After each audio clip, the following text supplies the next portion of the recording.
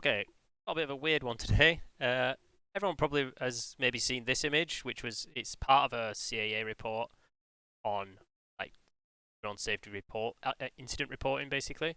And XJet on YouTube's pointed out this is a fake image, and was why are they doing this? Obviously, probably it's an attempt to like drum up fear and stuff like that.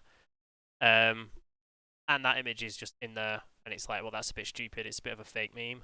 And then this is a version that I downloaded. If I bring over my file browser where I've got it from, it's this version, which was downloaded on the first day of this year, nearly 10, like 20 to 10.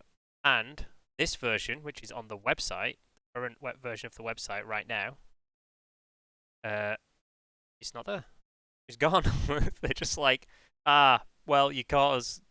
Yikes. Well, I guess we better just select that and delete it, and then re-upload the file. Sorry, lads. Yeah, so just thought it was worth pointing out that I guess they are listening to us in one way or another. They're listening.